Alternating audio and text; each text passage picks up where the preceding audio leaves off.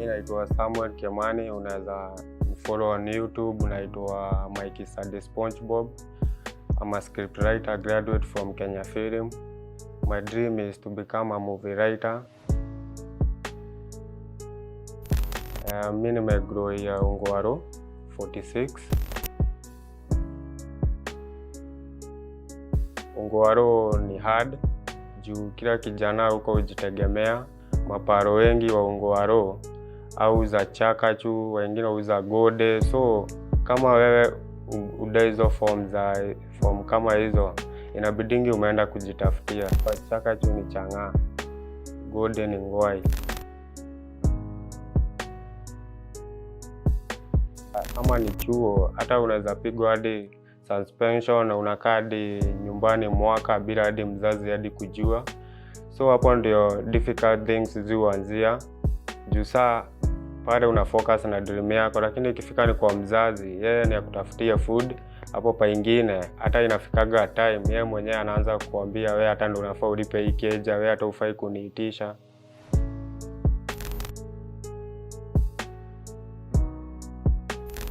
Sasa ilikuwa inafika point nakataa chuo na kutaa madhe yangu. So ilifika time madhe yangu akanipelekaga studio. So ile studio alinipeleka, nilikuwa nataka kuanzia hapo, but my mom akainsist sana. Sasa hiyo time alikuwa ananipeleka studio nilikuwa class 6. So my mom akainsist on me, instead ya nifanye music kwanza nimalize 8, ndio sasa atanisimamia hizo vitu zote, niende chuo nini classes. So haikufikaga. So venye nilimada 8 ndio my mom akaget short. So singeweza kudo anything, singesoma. So nili drop out chuo after 8, sikuendelea form 1 ama nini. Juu si ati nili drop out juu ya kutaka, bro yangu saa hiyo alikuwa form 1. So ningeweza kuendelea, singe make it na bro yangu ange make it. So nikaona juu mimi nimeboniwa ghetto, hakuna mse anaweza niburi, naweza survive kivyangu. It's better nikuwe guide wa bro yangu mbigi. At least hata kama nitakaa na ama rude boy, kuna kitu nitaani by the end of the day.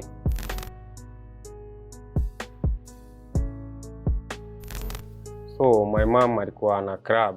So ni hiyo time tu bado nimemada 8. Sasa nilikuwa naenda kusakamsaiziwa. So that time after nimesaka nikamaliza nini nikapona, kuna hii party bash lazima ifanywe.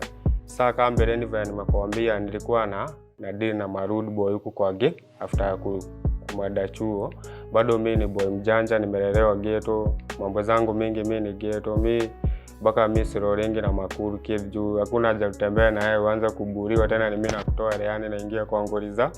So mimi prefer kuwalk alone. So hiyo time madhe yangu akaniambia niweke bash juu ni mavijana ukupeleka kutairi. So hiyo time nikaeka bash. Madhe yangu hiyo time alikuwa anauza krabu, ilikuwa 56 kwa shengu na zaita fae. So huko fae kulikuwa ni press, kama unajua ni slam big sana, hii uzua changa, everything. Yani huko kama unataka tu kila kitu utapata. Alafu sasa so my mom, so to cut the story short, my mom hiyo time nilikuwa nafanya bash, nika invite maboy walikuwa wengi sana. Sawa mimi hiyo time sikuwa najua yeye ati yeye kuna kuaga na mboka, ati yeye unaweza chachisha useme ati kuna do mahali mavijana wakujie. Sio time ama boy nilikuwa na roll nao, tumetulia tu nao hivi. Sasa tunafurahia sendi bash yangu after nimetairi. So nikakoseanga, nikasema aje madhe yangu anauza krabu. Sasa mimi sikuwa najua wase wananihoji, sikuwa najua ni wase wanakuaga na guns, unaona, sikuwa najua na diringi na mandenga mimi. So mimi niko tu free kubonga juu bado mimi nataka wafurahie, juu bado mimi wameniangalia fitu baka nimepo. So mimi sikuwa nafikiria ati huyu msee anaweza enda apange vile atakuja kurobi yope. So my mom ni ukweli hiyo day kwanza ndiye alikuwa alipo hiyo down payment.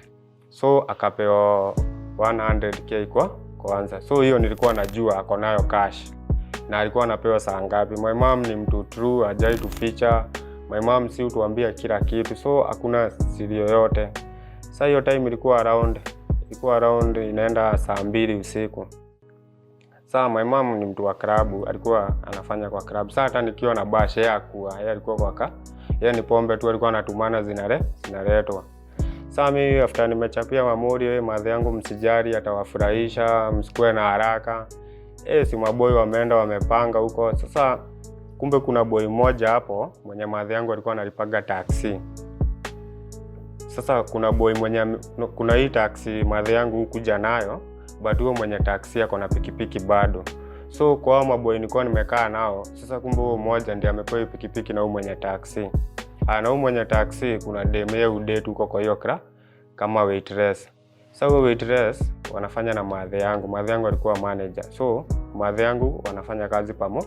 Bado huyo dem alikuwa anajua madhe yangu anauza crab. So hiyo connection yote ikakuja kutoka kwa dem kutoka kwa waitress ikakuja kwa taxi driver hadi ikafikia boy. Sasa boy venye alijua connection, na bado buda wa taxi ni mjanja, si ati ni fara. Juu time madhe yangu alipigwa risasi, yeye aliendaga mbio akatua ndio akaround kutufunika lakini mimi nimelelewa kwa ghetto, najua venye watu upanga deal zao.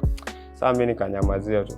Sasa hiyo time sasa wamesha organize huu waitress na mtu wa taxi wameorganize akiendea madhe yangu. Juu madhe yangu yeye huenda asubuhi, anapiga hesabu, anachukua stock, anauza mpaka saa 1, tena anarudi anaoga, tena anatoka tena usiku. Sasa hiyo day madhe yangu hakufunga, akakaa juu ni party yangu, anajua kuna party. Sasa instead akuja kuongea kwa ikabidi ameongea kwa club. Sasa hiyo time sijui nini alikuwa amesahau home, alikuwa anafanya ndio kwa club. Juu hakuongea huko, aliongea huko juu ya bash yangu. Sasa amekam, alikujaga around kitu saa 6 usiku, akakuta bashi akaingia na haraka zake nini. Sasa ile time nikasikia amepiga simu, akaita bado mse wa taxi, huyu mwenye sana mbebaga. Sasa ile time mimi na watch TV, nikasikia hapana kuna taxi imekam, alafu tena pikipiki imekuja nyuma. Nikabeg madhe yangu nikamwambia hapana, kwanza usitoke, wewe chira hapa, kwanza tuone ni nini inaendelea huko hakuna vile unaweza kujua na pikipiki na ukujua na taxi. Madhe yangu alikuwa drunk mbaya. Sasa hakuna kitu alikuwa anaelewa, alafu anaona mimi ni mtoi. Sasa hizo niko almost 15 years. Sasa hakuna kitu angenisikiza. So nikaona huyu ni madhe yangu, sitashinda tukisumbuana. Nikampigia magoti nikambeg, nikamwambia mimi najua huku Kawangware vizuri. Huku maboy hutumia nduthi sana alafu bado hiyo area yetu guns sound daily. Hata sasa hivi niko hapa kuna mtu tu analia tu. Sasa hata ukiamka asubuhi unasikiaga tu gun sound. Hiyo area hata before hiyo day ya bash yangu, hii day nyingine kuna msaidia alikuwa amekatakatwa hapo mbaya sana. Ametoka bafu kurudi akakuta wasee wanabeba fridge kwa nyumba ya. Ilikuwa around 6 asubuhi. Sasa unaona obvious hiyo street ni mbaya. Hapo mavijana waiba na pikipiki, snatching endelea hapo. Sasa my mama hakunisikia, alikuwa drunk. So nikambeg mpaka ikafika time nikaria. Shosho wangu alikuwa hapo ako na miaka 8. So alikuwa anakaaga na madhe yangu, ndiye alikuwa anamwangalia.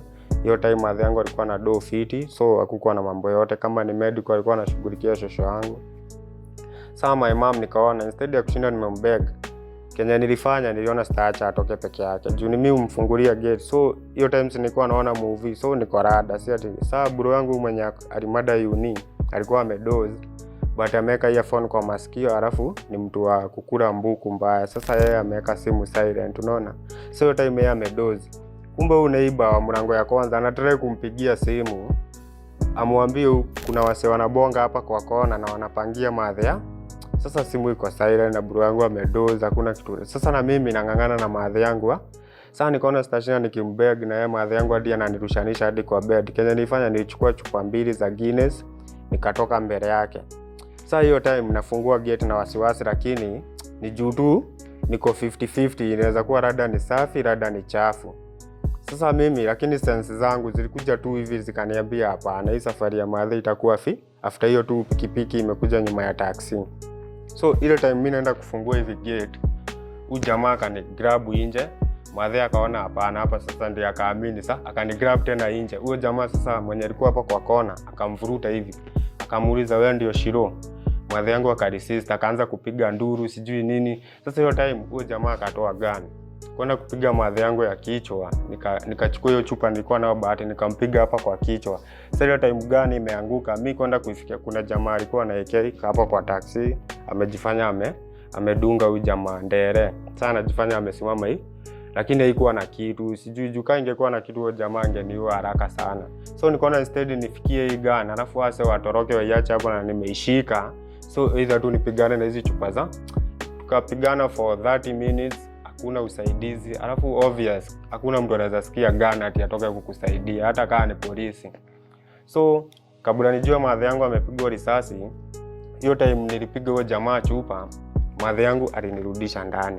Na mimi nikarudi tena nikamrudisha. Sasa hiyo alikuwa mlevi. Sasa yeye hata sasa tumeachana na wakora, si wenyewe sasa ndio tunasaidiana. Tunataka madhe yangu aingie na yeye hataki kuniona nje. Juu hatuwezi ingia sisi wote. Juu kuna huyu jamaa kwa hapo kwa gate. Huyu mwenye ako na AK